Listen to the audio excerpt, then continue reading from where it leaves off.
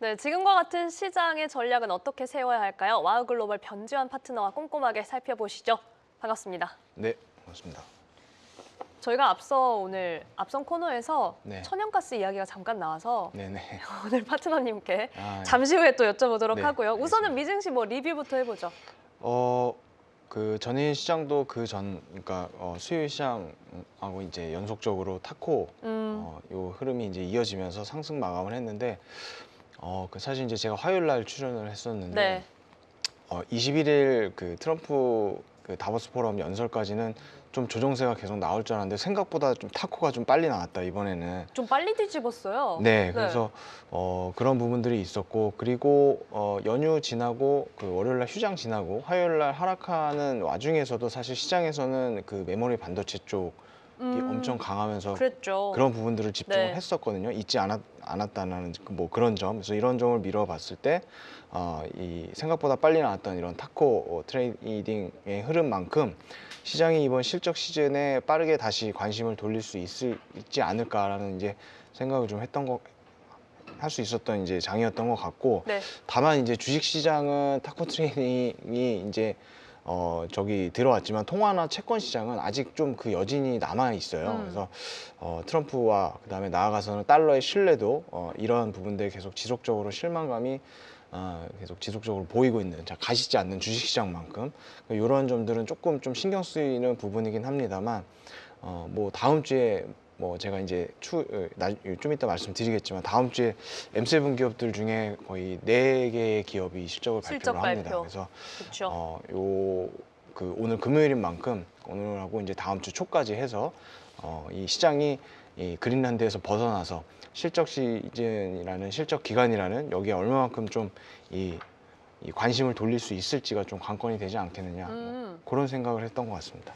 파트너님, 제가 굉장히 일차원적인 질문입니다만 그냥 네. 시청자분들이랑 한번 체크해 볼게요. 이렇게 시장을 둘러싼 이슈에 주식 시장과 통화 채권 시장이 조금은 다른 온도로 반응하는 이유가 근본적으로 왜 그래요? 사실은 이게 자산 시장이라고 하는 네. 게 전통적으로 이 상관관계를 갖고 있는 그 관계들이 있거든요. 근데 이게 작년부터 좀 많이 깨진 상황이에요. 그래서 우리가 이제 뭐 소위 군대용어로 각계 전투라고 하는데, 각각의 어떤 그 채권 시장, 주식 시장, 그다음에 통화 시장을 네. 그 이 참여하고 있는 시장 참여자들의 주체 자체가 다르다 보니까 본인들의 어떤 그런 시각으로 이제 그 시장을 바라보게 되면 이게 이제 온도차가 나오는 거죠. 디커플링이 생기는 거죠. 주식 시장이 좀 더 심리에 약간 예민한 것 같다라는 생각은 들거든요. 심리도 감정적인 그렇고 좀 단기적인 이슈에 네, 조금 더 그쵸. 민감하게 반응하는 측면이 있죠, 주식 시장이. 음. 그래서 이런 어떤 이 시장의 자산군별로 디커플링 현상이 나타난다고 보시면 될 것 같습니다. 어제는 사실 저희가 좀 지표도 확인할 수 있는 밤이기는 했습니다. 10월 11월 PC도 나왔는데 사실 저는 지표의 영향이 어제는 어느 정도 있었을까 싶기는 했거든요. 어떻게 보셨을까요? 거의 없었고요. 사실 이번 GDP와 PC뿐만 아니고 지난주에 발표했던 CPI 때도 그랬었고, 그래서 GDP 같은 경우도 지금 계절 조정 기준 연율 4.4%를 기록하면서 이제 분기 기준 2년 내 최대폭 성장치를 보여줬고, 그다음에 가계와 소득, 소비 지난 11월 모두 증가했었고요. 그리고 그 연준의 공식적인 물가 모니터링 지표죠. PC 같은 경우도 역시 전월비 0.2% 완만한 상승세 보여주면서 시장 예상치를 이제 부합하는 모습을 보여줬습니다. 근데 이제 제가 말씀드렸다시피 최근에 어떤 경제 지표가 시장에 이런 시장 흐름에 영향을 끼치지 못하는 이유는 사실 지금 페드워치를 통해서도 그렇고 지난 12월 FOMC에서도 그렇고 우리가 확인할 수 있었던 거는 올해 이제 4월까지는 최소한 어느 정도 이 금리 동결이라는 이 픽스된 값이 이 공고히 지금 그 분위기가 형성이 그렇죠. 되어 있거든요. 네. 그래서 그 전에 이런 경제 지표나 이런 쪽에서 아주 크리티컬한 뭔가 이런 수치들이 나오지 않는다고 하면 네. 사실 그 기조는 좀 이게 흔들리는 게 쉽지가 않습니다. 그렇다 보니까 이제 최근에 나오는 어떤 경제 지표나 이런 것들, 그러니까 예를 들면 작년 10월이나 12월처럼 금리를 인하할 것이냐 동결할 것이냐 이런 어떤 의견이 분분한 상황, 그러니까 불확실한 상황에서는 이 경제 지표가 시장에 영향을 굉장히 많이 끼치겠지만, 지금 이 새해 들어서 그러니까 12월 FOMC 이후에 4월까지는 금리를 동결할 것이다라는 게 굉장히 좀 확고하게 자리 잡힌 이런 상황에서는 경제 지표는 사실 시장에 영향을 그쵸, 끼치는 네. 게 쉽지 않죠. 네, 그래서 그렇게 좀 해석해 보시면 될 것 같습니다. 지금 제 화면으로 페드워치 화면 같이 보여드리면 좀 좋을 것 같은데 저는 저희 방송하면서 이런 화면 처음 봅니다. 지금 저도 페드워치에서. 처음 보는 것 같습니다. 네, 동결을 100%로 지금 점치고 있는 상황 저희가 거의 뭐 95%까지도 지난주 방송까지 확인을 했었는데 이제는 금리 인하에 대한 기대감은 시장에서 뭐 거의 찾아볼 수 없다 좀 이렇게 반영이 되고 있습니다. 파트너님 그러면 사실 다음 주 이제 28일이죠. FOMC에 대한 주목도도 뭐 크게 낮아질 수밖에 없는 관전 포인트 크게 찾기가 좀 어려운 상황 아닐까요? 아무래도 최근에 있었던 FOMC보다는 조금은 관심이 좀? 관심도 네. 자체가 조금 떨어질 수는 있을 것 같고요. 음. 다만 지금 그 워낙에 이제 파월 그다음에 뭐 리사쿡 이런 오히려 그런 트럼프와의, 부분. 오히려 그런 부분이 그쵸, 조금 네. 더 좀 시장에서 부각되지 않을까 뭐 그렇게 좀 생각은 하고 있습니다. 그러면은 지금 그 부분에 대한 질문으로 바로 좀 이어가 볼게요. 이번 주에 이제 리사쿡 이사와 관련된 부분에 있어서 뭐 파월 의장이 구두 변론에 나서기도 했었고 여기에 대해서 어쨌든 대법원에서는 해임 시도에 대해서 부정적인 시각이 좀 나타났습니다. 결국은 연준의 독립성에 대한 위협이 좀 이어지는 거다. 이런 해석이 굉장히 지배적인 상황인데 그래도 국채 금리는 약간의 반응이 좀 나타나기는 했었던 것 같아요. 네, 그래서 시장의 입장에서 바라보면 사실은 리사쿡 이 이사가 계속해서 가는 것이 당연히 이게 시장 입장에서는 긍정적으로 이제 네. 해석을 할 여지가 있고 이렇게 되면 최소 지금 한 1년은 이 직위를 유지할 걸로 이렇게 전망하는 곳들이 많더라고요. 그래서 굉장히 다행이다라는 생각이 개인적으로 좀 들고 그리고 그 사실 이런 어떤 그러니까 차기 연준 의장 임명에 대해서 사실은 작년 한 7월, 8월 하여튼 굉장히 좀 이른 시간부터 이야기가 트럼프가 빨리 나왔어요. 얘기가 했었어요. 근데 그쵸. 그럼에도 불구하고 사실 생각해 보면 아직까지 발표하지 않고 있거든요. 네. 그리고 굉장히 좀 높은 확률로 차기 연준 그 의장이 될 것이다라고 얘기했었던 그 케빈 헤셋 같은 경우에는 최근에는 뭐 경질이라고 얘기하기에는 뭐 취임도 되지 않았으니까 뭐합니다만 이제 그 트럼프 대통령이 자기 곁에 그냥 지금 현재 네, 위치를 남아줬으면 좋겠다. 남았으면 좋겠다 이런 얘기를 하면서 돌연 이제 케빈 워시가 이제 또 다시 이렇게 되는데 여기에 대해서 이제 이런 식으로 좀 해석해 보면 좋을 것 같은데 케빈 헤셋 같은 경우에는 굉장히 친합니다 트럼프와. 예, 그래서 케빈 헤셋이 임명이 되면 실제로 금리를 인하하거나 어떤 이런 그 비둘기 이런 정책을 가지 않더라도 임명된 것 자체로 어떤 연준의 독립성이 굉장히 훼손되었다라고 시장이 해석할 여지가 있거든요. 그렇죠. 네. 그래서 이러한 것들 그리고 얼마 전에 그 이 파월한테 이제 소송장 날렸을 때도 맞아요. 네. 그 베센트 같은 경우가 굉장히 버선발로 뛰어나와서 말렸거든요. 그러면 안 된다고. 네. 그러면서 파월은 뭐 굉장히 뭐 훌륭한 인물이고 아유. 뭐 이런 얘기를 했었는데 그런 어떤 이런 연준의 독립성이 훼손됐을 때 시장에서 어떤 셀 아메리카라든지 어떤 이런 나올 수 있는 이런 부정적인 이런 반응들을 베센트는 좀 알고 있는 것 같아요. 그래서 최대한 이제 워시키는 그러면서 이번에 케빈 헤셋 말고 조금 그래도 거리감이 있는 워시 정도로 하자 이렇게 네. 내부적으로 뭔가 합의를 본 것 같은 그래서 그렇게 좀 해석하면 좋을 것 같고 트럼프 입장에서도 이 굉장히 그 차기 연준 의장을 인준을 하면서 금리 조금 내리려고 하다가 사실은 더 큰 걸 이룰 수도 있는 부분이 있거든요. 그렇죠.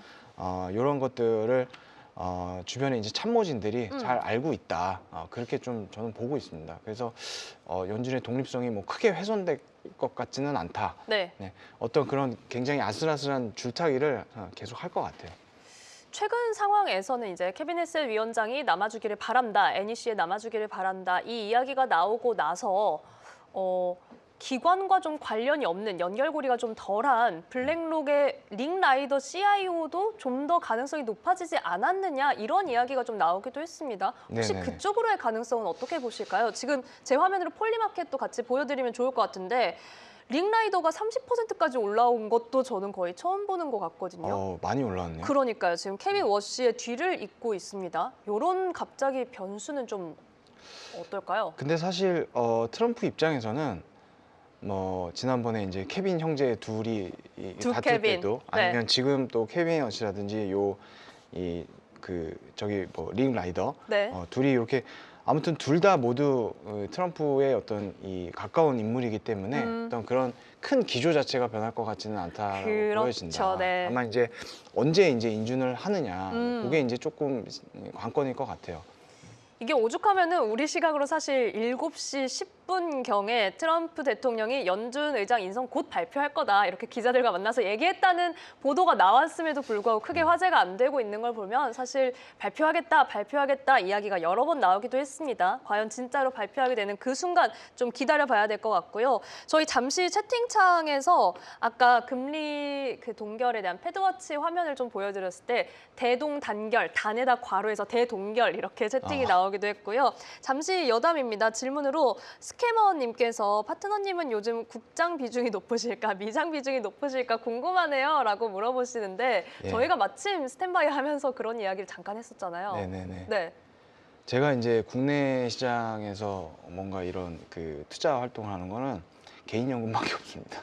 어떤 거요? 개인연금. 아, 그래요? 완전히 미장과 또 네네, 전문 미장. 분야가 따로 있으시잖아요. 미장에 거의 100% 이제 오래됐어요. 사실 국내 주식은 예전에 이제 저는 국내 이제 기관에 있을 때도 주식보다는 이제 선물 옵션 파생 쪽 그 부서에 오래 네. 있었어서 예, 주식은 가지고 있지 않습니다. 그런 만큼 저희가 항상 시장의 어떤 방향성에 대한 인사이트를 많이 듣고 있습니다. 네. 자, 우선은 또 다시 미증시로 좀 이야기 돌아와 볼 텐데 인텔.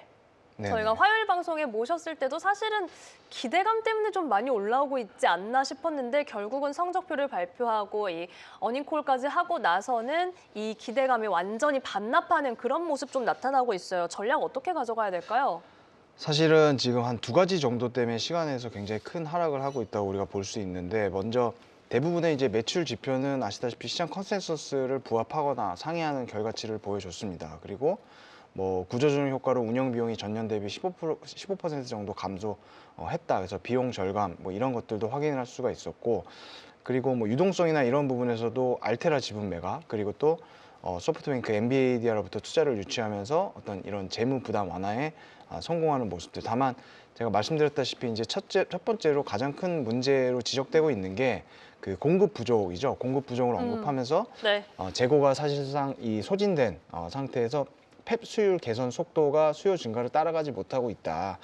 그래서 이런 것들로 인해서 1분기 어떤 그 매출 컨센서스가 시장에 그 이거를 채우지 못했던 122억 달러로 이제 둔화될 거라고 얘기를 했었거든요. 그래서 요게 이제 첫 번째 주가 하락 요인으로 지적되고 있고 그 다음에 또 어니콜에서 그 최근 디램, 뭐 낸드, 네. 기판 가격이 굉장히 이 급등세를 보이고 있는데 그렇죠. 네, 이런 부분들이 결국에는 그 이 비용 상승으로 이어지면서 PC라든지 서버 어떤 이런 완제품의 가격 상승으로 이어지고 요게 또 이제 수요 둔화가 나타날 수 있는 어떤 외부 리스크가 있다라고도 얘기를 하면서 요 2가지 부분이 좀 지금 큰 하락을 좀 이끄는 요인으로 우리가 볼 수가 있는데 물론 이제 시간 외기 때문에 이 호가 자체도 굉장히 얇고 그다음에 거래량 자체도 낮은 거래량으로 인해서 하락폭 자체가 좀 크게 나타나는 그런 부분도 있겠지만 만약에 오늘 본장에서도 이렇게 약세를 보인다고 하면 결국에는 올 초 들어서 그러니까 새해 들어서 시장이 어떤 급격하게 상승을 보여줬던 나머지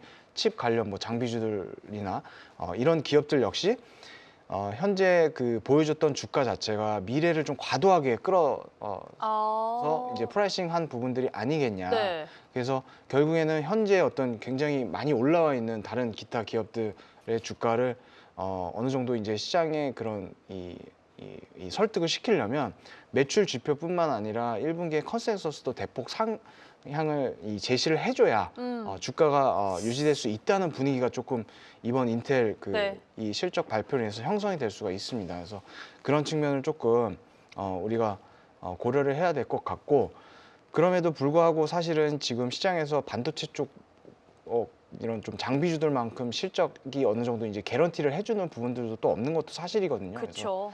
어떤 이런 밸류에이션 네. 매력들, 가격 조정을 통해서 밸류에이션의 매력이 부각될 수 있는 어떤 그런 좀 큰 가격 조정을 보인다고 하면 또 거기서는 다시 매수 공략할 수 있는 지점 요인은 살아 있다. 이렇게 좀 정리하면 좋을 것 같습니다. 네, 동종 섹터의 성적표에 대한 눈높이를 조금 올려놓음과 동시에 그럼에도 불구하고 조정 시에는 매수 전략으로 할 수 있는 그만큼 실적을 어느 정도는 보장하고 있는 저희가 반도체 장비주의 흐름까지 체크해 보시죠. 자, 이번에는 또 테슬라로 가보겠습니다. 사실 올해 이제 들어오면서 저희가 기대감을 가장 많이 가졌던 파트너님과도 함께 살펴봤던 종목이기도 하죠.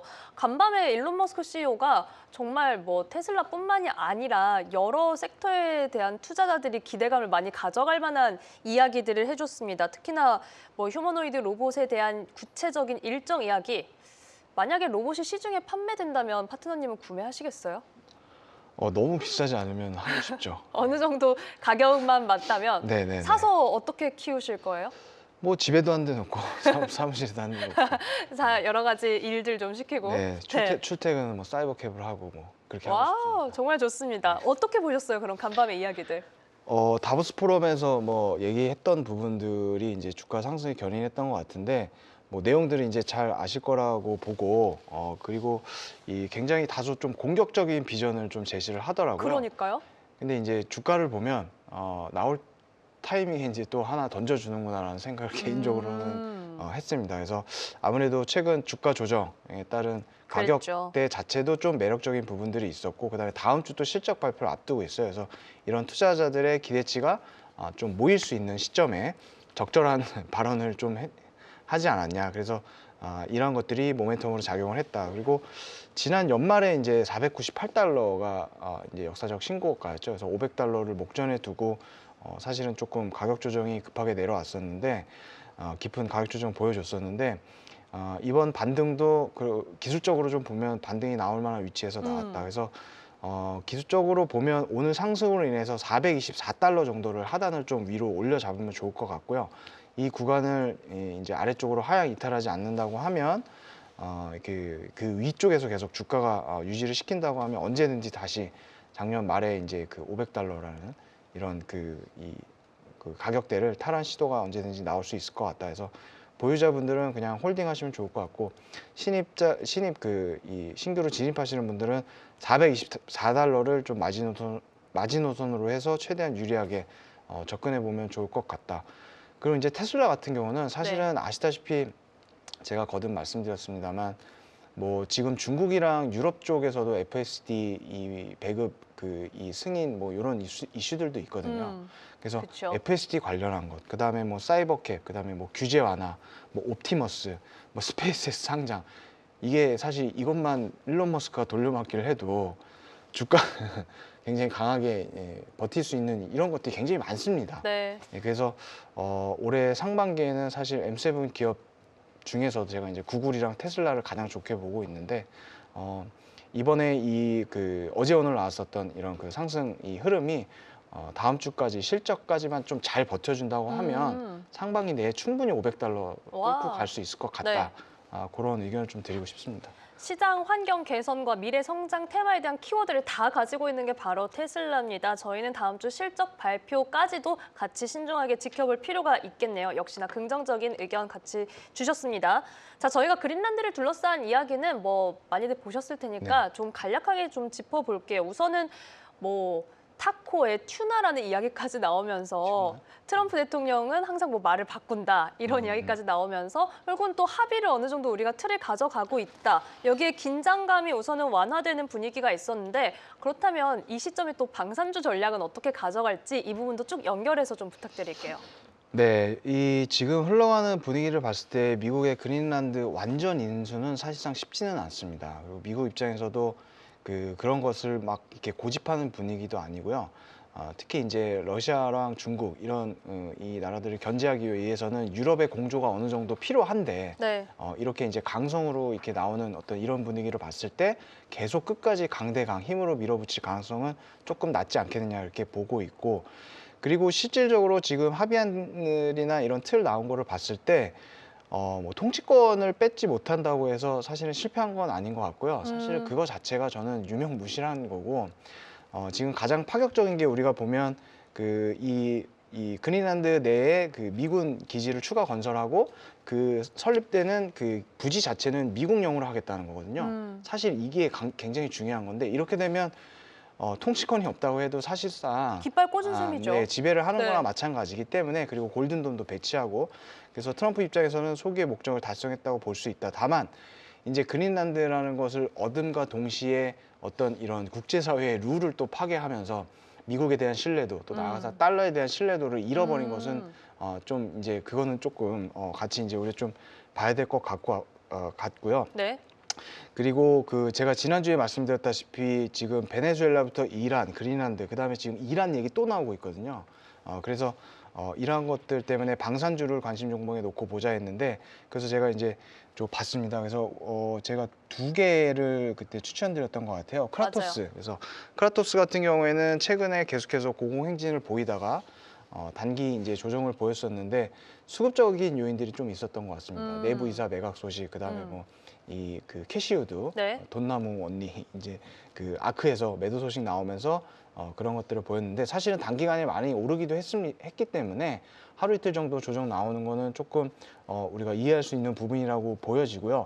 어떤 기업의 펀더멘탈 요인의 어떤 이런 스크래치나 이런 게 난 게 아니기 때문에 그런 것들을 고려한다면 여전히 상승 추세는 살아 있을 것 같다. 그래서 110달러 아래, 105달러 권역에서는 다시 한번 매수 접근 가능하다고 보여지고요. 하우메드 에어로스페이스 같은 경우도 지금 역시 어제 전일 하락 마감하긴 했지만 그 전까지 12월 중순부터 계속 안정적으로 상승 추세를 보여주고 있기 때문에 어제 하락도 조정 범위 안에 있다.